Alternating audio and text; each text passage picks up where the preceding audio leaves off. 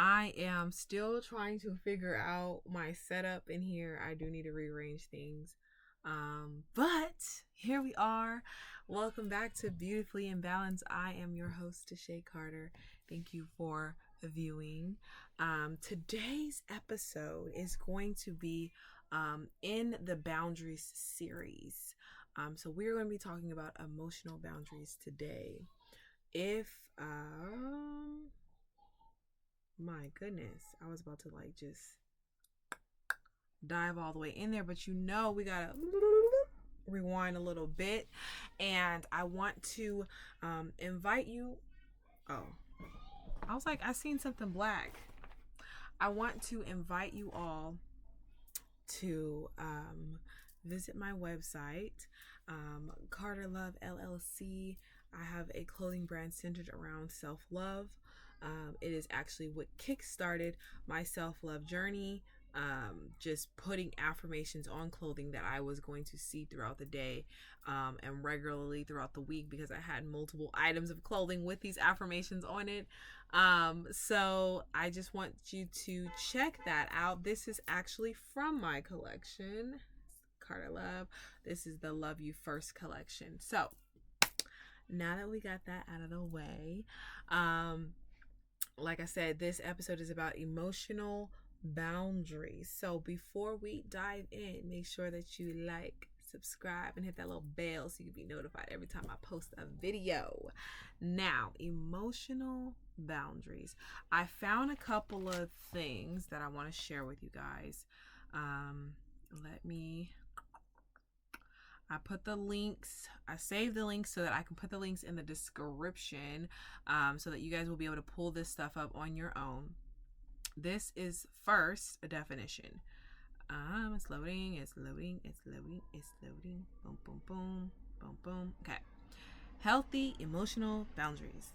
Emotional boundaries are the protective emotional limits that we use to define how we regulate our acceptance of how others treat us. Boundaries keep us from being needy, overly empathetic, okay, controlling, or overly pleasing, and protect us from emotional abuse or manipulation by other people. So emotional boundaries are very important. Me personally, I emphasized on the words that really meant something to me. I have been needy, expecting someone to meet my emotional needs that I could meet myself, but I was not meeting. So I was expecting someone to fill in where I was missing, instead of me growing and healing to where I can provide that need for myself. Overly empathetic, that is a big thing for me, because I used to take on other people's problems and they would become my problems, and I would stress out as if it affected my life directly. Controlling has not been a big thing of mine, but I do remember when I first started learning about boundaries, it did feel more like a control thing, more like a rule that someone had to follow instead of a boundary. So it was more like you have to do this, or you know what I mean, instead of I will not accept this kind of treatment, kind of thing. So it's just, wording is really going to impact not only the way you set boundaries with yourself, but when you enforce those boundaries, when you speak those boundaries to other people, the way you word them is going to determine how well they're going to receive them. So that's important to remember. Overly pleasing, that's another big one, because I used to be a people pleaser. And then emotional abuse and manipulation, which is another thing, when it comes to emotions. Those are all very big topics to really sink in and think about, and really think about how emotional boundaries, or the lack of emotional boundaries, has impacted your life. So I have two more that I found that I was like, we need to talk about. So the other thing is, when it comes to emotional boundaries, we may get hurt, or we may, go through so many things, and we've been vulnerable, and we've shared these emotions, and our emotions were not protected, and we shared them, and we don't feel like we have a safe space for our emotions. So then we build walls instead of building boundaries. And so this one explains the difference, right? So walls keep everyone out. Boundaries keep unhealthy people away, right?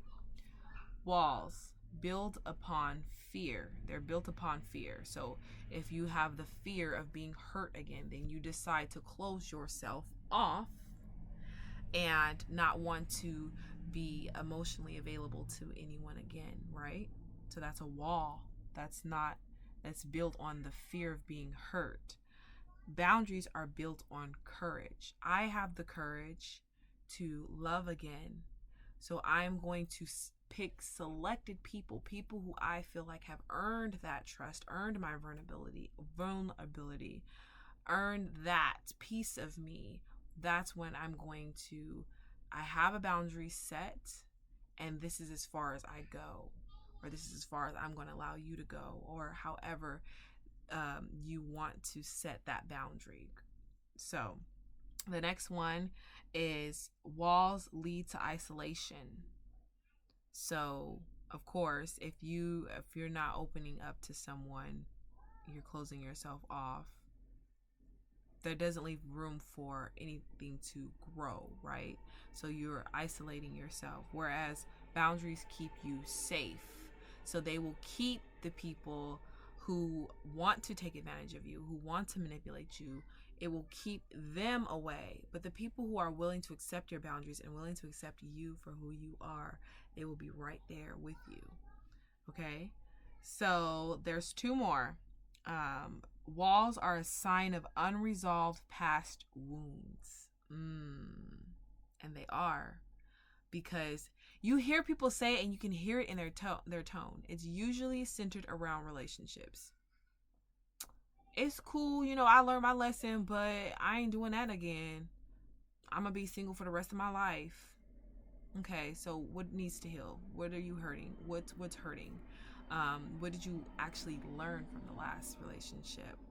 Who did you pick? Who did you choose? Who did you choose to give your emotion to, your vulnerability to? Because usually we choose wrong. And it's okay, because we learn a lesson. But the lesson is not to close ourselves off. The lesson is not to leave those wounds unhealed. So it's a lot of reflection. It's a lot of looking at that. So that is important to know. Boundaries are a sign of awareness and self-respect. So again, it's you've reflected on what happened. You've reflected on that wound, right? What role did I play? Well, I rushed into the relationship. I ignored the red flags. What else did I do? So I gave my vulnerability to someone who didn't have the capacity to receive my vulnerability or reciprocate the love and care that I was giving to them, right? So that was my fault in things. Because this person is who this person is. This is bothering me. It's like paper from a flyer. I keep it for wrapping stuff when I ship stuff. So these are things that are important. Really reflecting on your role in things, and really reflecting on what you accept. And that's why boundaries are important, so that we can keep out certain things. The last one is walls make you a victim of your past. because when you're isolating yourself and you're closing off all these people, um, that's what you become. You become the victim. You become locked away. You become, just give me a second. I don't want to record if it's going to close off. I just recorded and it just shut off. The amount of technical difficulties, we're not going to complain. We're not going to complain, but my goodness. I really hope this doesn't shut off again. Because now I have to... You guys, it was so good. So basically, the next one is a sign of walls are a sign of an unresolved past. Sorry, unresolved wounds. No, sorry. I think we got past that one. We're on the last one. Walls make you a victim of your past. So basically what I was saying before it just cut off, I guess, I don't know what happened, is that we numb ourselves. Our brains, even sometimes, it's unconscious, right? So my brain would numb me to different things just to protect me, right? So we don't realize though, when we're numb to the good and the bad. We're numbed to loving ourselves. We're not just numb to such and such loving us. We're numb to ourselves loving us because we're not feeling anything, right? So it's important that we release that and we allow ourselves to feel, and we feel our way through, because the thing is, when you don't feel these uncomfortable feelings, they will always be uncomfortable. When you don't feel them, you don't know how to work through them. When you don't feel them, when you do decide to get into a relationship, whether it's a friendship or a romantic relationship or a friendship or a family member, whatever the situation is, you will not be able to stand the emotions, which means there will be a lot of friction in that relationship because you can't stand your feelings or theirs. So it's important to feel. It's important to allow yourselves to feel these emotions. The other thing is, you end up isolating yourself and you end up being a prisoner to your past and a victim to your past because you're carrying around all this stuff, right? You have to, for you to stay numb, for you to stay angry, you have to carry around all these things that these people did. All of these things. You have to carry them around to stay mad. To stay committed to that anger, you have to carry it. Oh, she did this to me. She did this to me. She did this to me. And years go by and you're still, she did this to me. She did this to me. She did this to me. And you're never releasing it. So, that's what walls do. That's the walls. And boundaries deepen healthy relationships because you're able to have that communication. You're able to feel those feelings together. You're able to feel those feelings with yourself. You deepen your connection with yourself and your relationship with yourself when you put up boundaries and when you communicate with yourself and when you allow yourself to feel those feelings. It makes you closer to yourself. It makes you closer to others because then you're able to relate to their feelings, relate to how they're feeling, where they're coming from. So that's the little spiel on boundaries. There was one more file that I liked that I wanted to share. I think this was, yes, okay. So this was emotional boundaries in a relationship. I usually like to talk a lot more about your relationship with yourself, but these can be applied we'll see how applicable they are to relationships with yourself, but they are based around relationships with others. Because that's who we're setting boundaries with, right? Not just ourselves, not just around us and how we connect with others, but we're setting boundaries with those around us so that we can be more comfortable in our life. Okay, so examples of emotional boundaries in a relationship. Both partners take responsibility for their moods and not blame it on each other. So, one big thing that we're taught is like, well, he made me mad, or she made me mad. She made me do it by the way she was acting. No. People make us, they don't make us anything, right? We're in control of our mood, our emotions. We're in control of how we perceive things. We are in control of how we handle things. So if I am frustrated because of someone's actions, the thing is, I'm frustrated because when you did such and such, I felt this way. It hurt me. I felt hurt, right? Because even I'm learning how to rephrase it, because we've all been taught this way. Such and such made me feel this way, but that's not accurate. And when you learn to, one, remind yourself that you are in control of your emotions and your mood and the way you perceive things, one, you take your power back. Two, it helps you to communicate with this person how you feel without making them defensive. Because if I say you made me mad when you did this, then of course you're going to be defensive. And of course we're not going to get anywhere with our conversation. But if I say, when you ignored my phone call, I was frustrated because I felt invisible. I have a history of feeling invisible. My family did this, or you don't even have to go that deep. That's the other thing. Sometimes we over explain. Now, when you're with an intimate partner and you want a long lasting relationship, sometimes having those moments where you do explain where this pain is coming from and why you're giving them this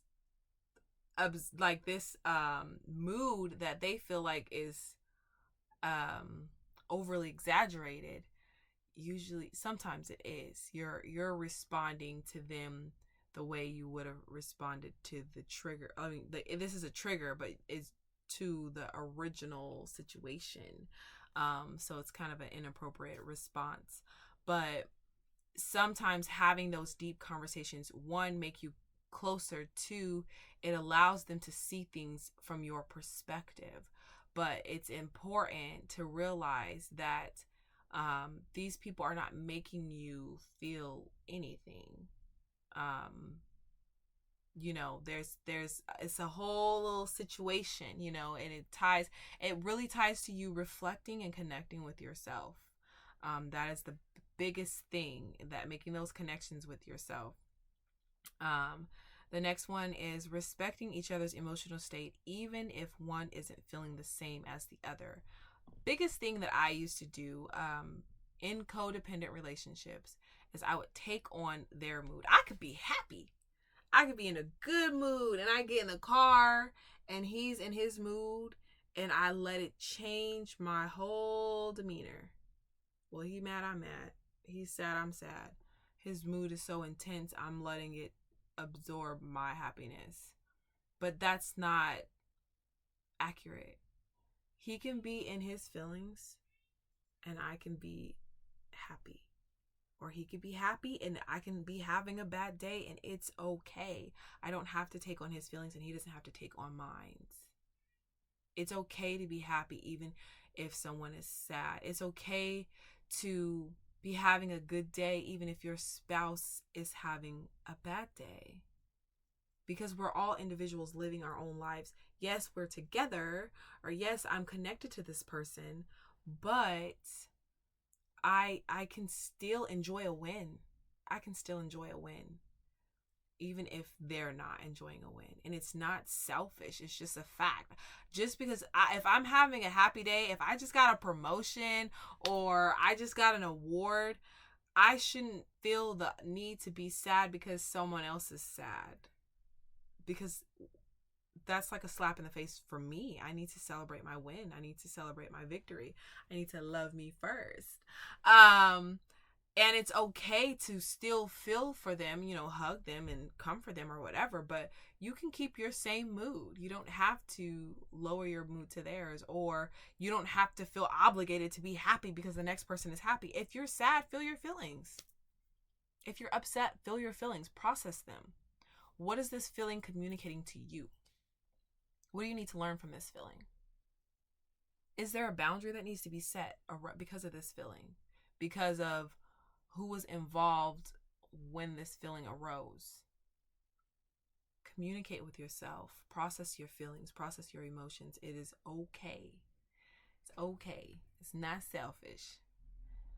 And if it is selfish, you gotta love you first. You have to take care of you. You have to take care of your mental health. You have to take care of these parts of you, because no one else is going to do it for you. This is work that you have to do yourself.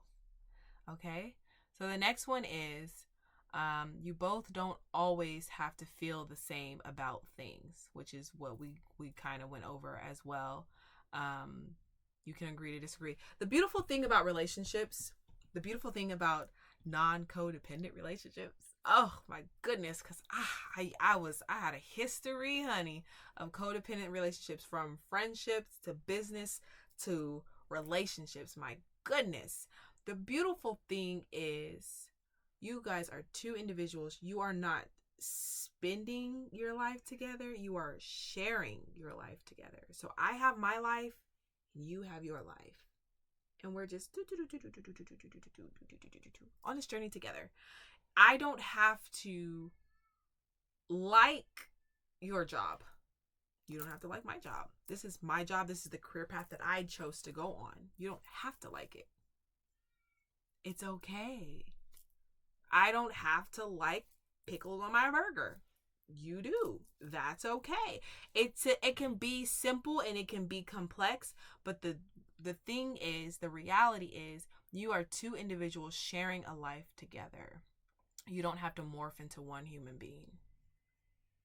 It's not necessary for you to be in a successful relationship with anybody. And like I said, this applies.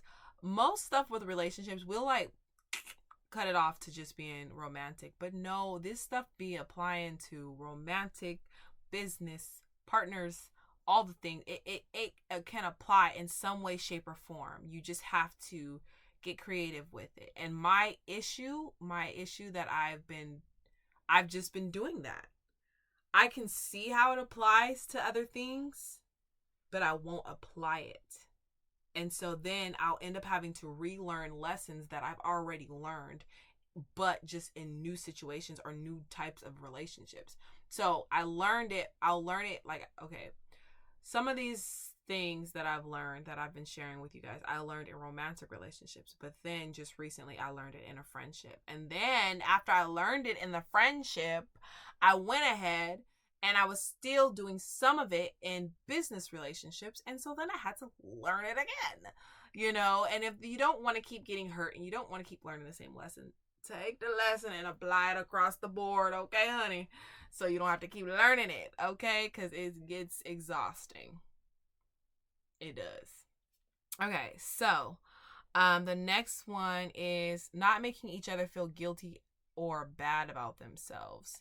I've learned that sometimes people will communicate with you in a way that they communicate with themselves, and it's not always nice. Or, dang, the thought came and it went just as fast as it came. Oh, sometimes that's what it is. Sometimes people don't want to look in the mirror. They find it hard to look in the mirror, so they'll point the finger. And so they'll communicate with you in a way that is not okay. And that's where you put that boundary up. All of it is projection. They're projecting the way they communicate with themselves, and then instead of looking in the mirror, they're pointing the finger. Now, you may have still done something wrong, but they're not taking responsibility for their role in it, and they're handling it in a way that is destructive. And you may be doing that. This goes on both sides. So these are areas where emotional boundaries come into play. These are areas where you find a boundary, right? Oh, there goes my other light. Y'all, it's been a day with this technology. It was loud, so I had to close the natural light out. My laptop is doing what it wants. Whatever. We're here. um so um emotion, that's where the emotional boundaries come in, you know. You can say, you know, at this time I think that you need to take some space to breathe, or if it's you, I need some space to, excuse me, to process my thoughts before I communicate with you. That's emotional. That's an emotional boundary, because you need to process your thoughts and your feelings so that you can communicate effectively instead of destructively. So that you can communicate facts, because sometimes we're just like grasping for straws because we haven't even processed the feelings, and so we're just like I said, we're not looking in the mirror. As you start looking in the mirror, it becomes easier. It becomes more of like a second nature. Is your it's a, there's you have a shorthand in your mind. um it's like a, like, you know, if you're bilingual and you can just switch between the two languages, like it's like that. Like it happens pretty fast. You don't have to do all the extra work. And so the more you look in the mirror, the more you self-reflect, the more you work on yourself, the more you love on yourself, I should say. I don't even like saying work on yourself anymore, because it's more of a love. It's like you're loving the healed and the unhealed parts of you, and you just start to grow and develop, and you see things differently in yourself. Um, so it's more like that. Um, so the boundaries will come as you do that. The shorthand will come as you do that. It's just the more you do it, the quicker it will happen. But until that happens, it's okay to ask for space. And if the person is pushing the issue, then honey, they're probably looking for a fight. Okay, I need space so I can process my emotions. So you can say that. You have to find ways to say your boundaries in your own way. You can say that. I need space to process my emotions. I learned this from Shanti. There's like a 24-hour rule. And so they take 24 hours to process what they're feeling or whatever they need to do to process whatever situation. But after that 24 hours is up, they have to talk about it. I like that rule. I actually, now that I'm thinking about it, I might start doing that in a slightly different way, because my focus right now is my relationship with myself. So I have to set emotional boundaries for that, for myself. Like, for example, like I said, I used to take on other people. Sorry, let me write this down before I forget it. 24 hour rule.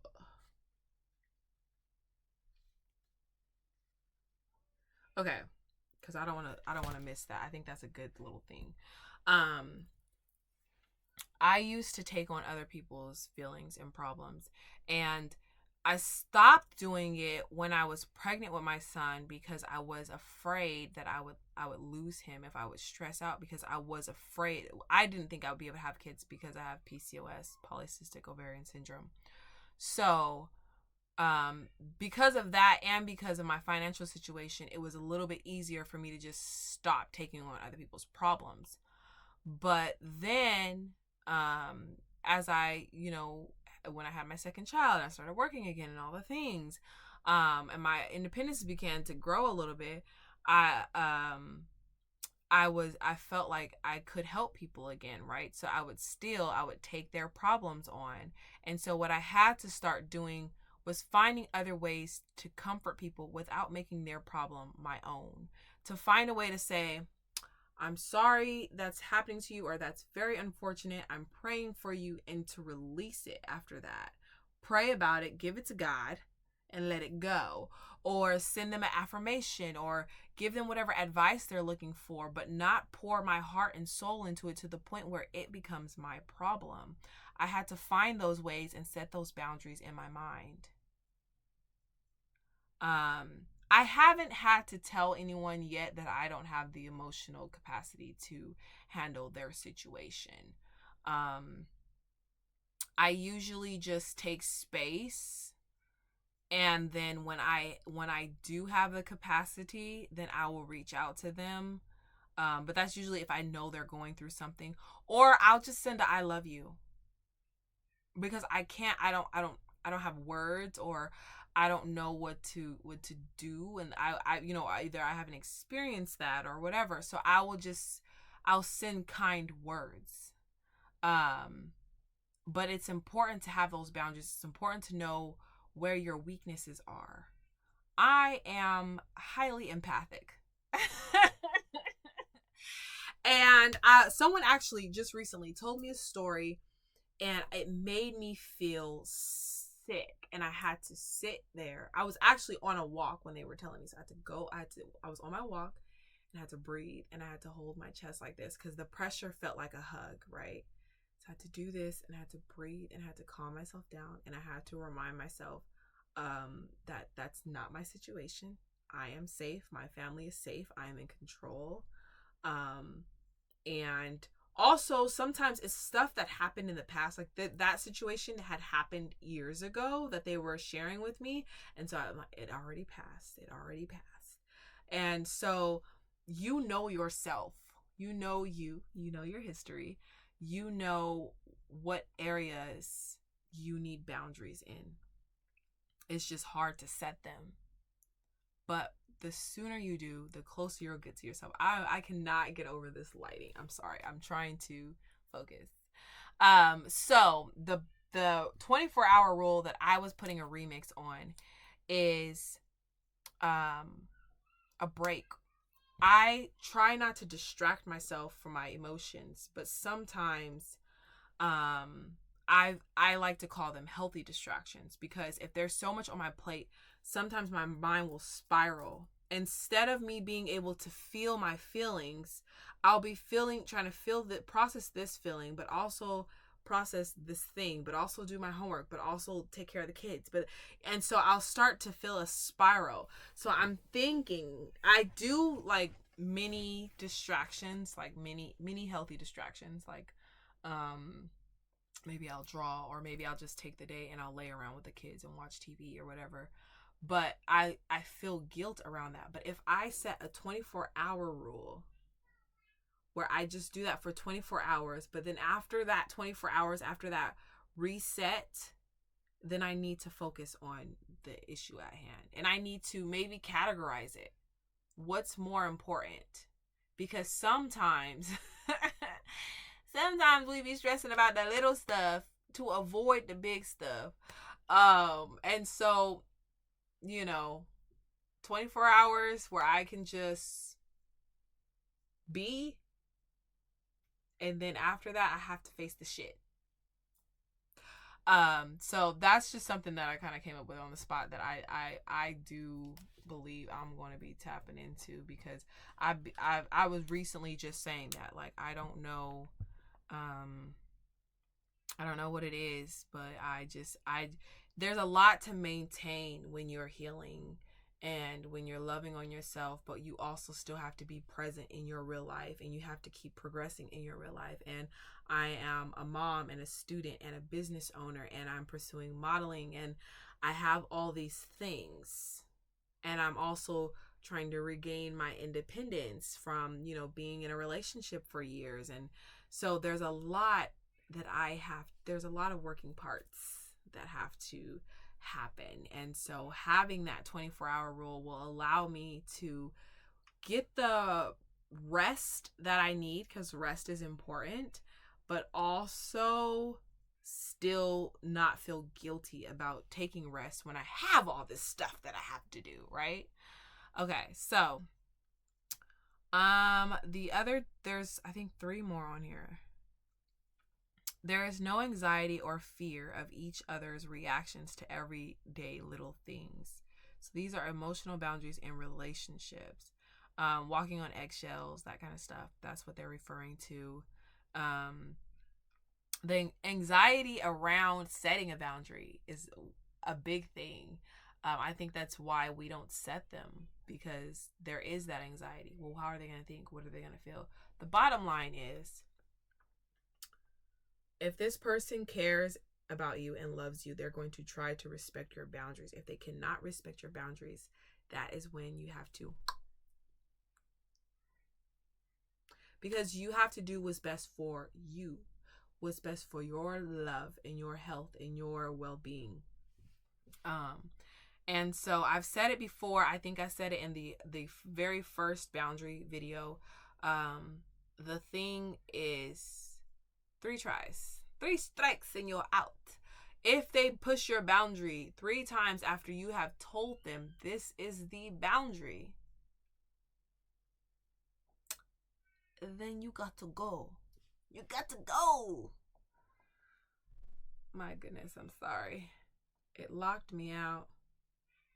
It locked me out. There we go. Okay. So, no emotional blackmailing, direct or indirect, of any kind. I feel like that one's kind of obvious, y'all. What y'all doing in these relationships? Okay. Civilized conversation regarding things about that might be bothering you. Be open and honest and direct. What is her name? Brene Brown. This is what plays in my mind before I have a deep conversation, or important conversation, or a scary conversation. Clear is kind. That's what she says. Clear is kind. And then I remind myself of how grateful I am when someone is direct with me, when they don't beat around the bush, when they don't tell this whole story just to say one fact. Like, just tell me, give me the juices, give me the meat, give me the, like, just tell me.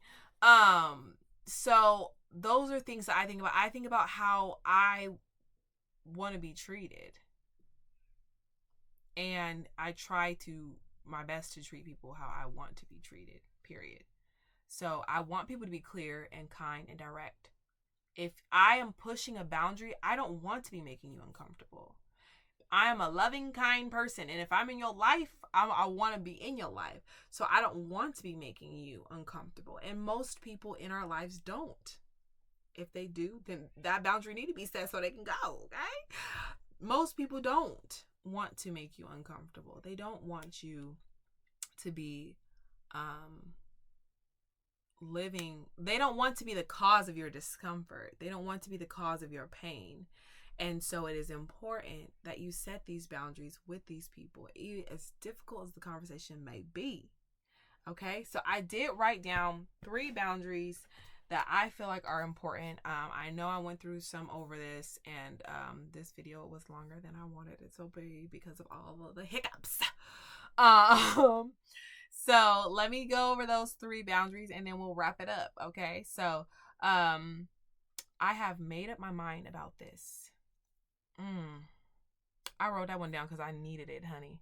I did not have that boundary and I needed it, because the thing is, I have people in my life who care about me, who are very smart, and they have their mindset on things, and they will go on, and they will try to convince me to move the way they want me to move, because they respect my opinion, but they also feel like what I'm doing is not going to help me progress, right?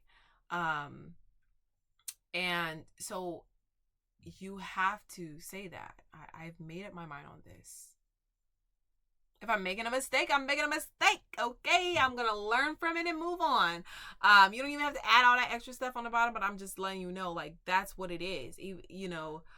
Sometimes we get so afraid of making mistakes, and we get afraid of the path that the mistake is going to take us on, and we push that fear on our loved ones. And so then we're like, you should do it this way, do this way. Okay, so the other one is, I hear you, but I cannot support you at this time. Sometimes people will come to us with their problems, and we're used to it, but we may be going through something ourselves, or it just may be so intense, because I'm telling you, I feel it. I will not only feel how you feel, I will start thinking about the other people involved and how they may feel.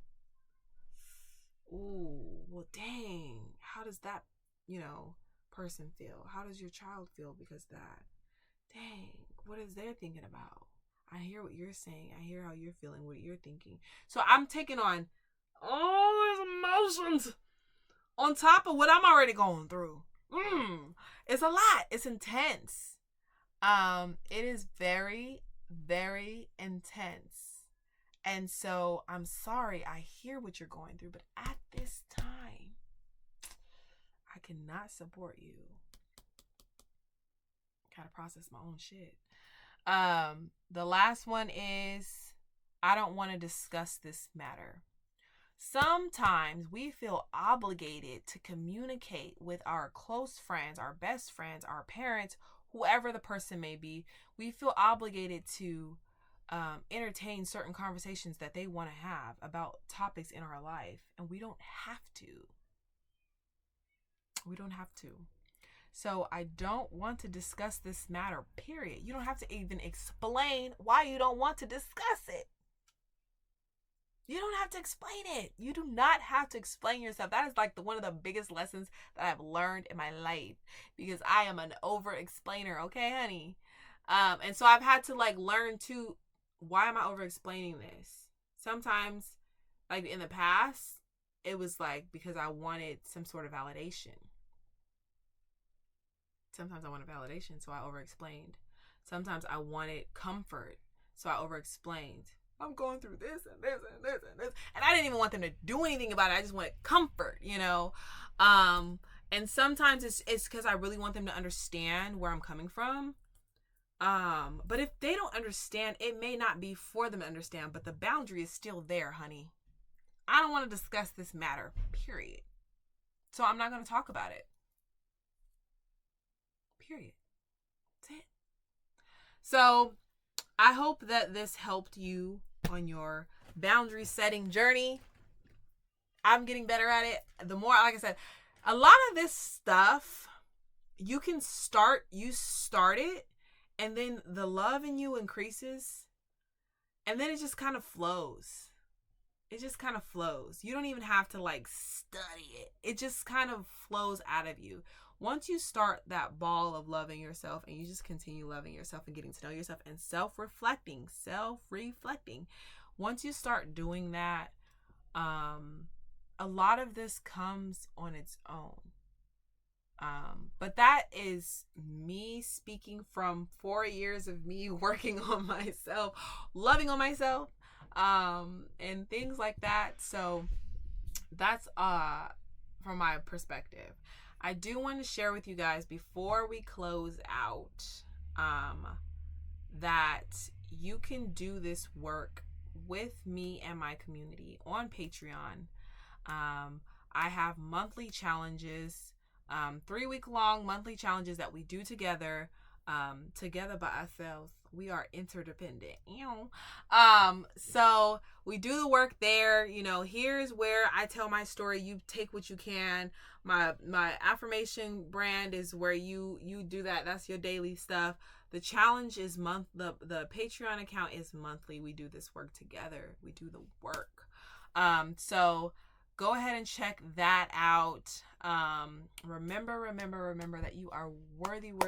You are worthy of emotional boundaries. You are worthy of emotional support. You are worthy of emotional love and emotional safe places. You are worthy always. You are worthy of loving you first. No questions asked. Okay? Until next time, thank you guys so much for watching Beautifully Imbalanced. Bye, y'all.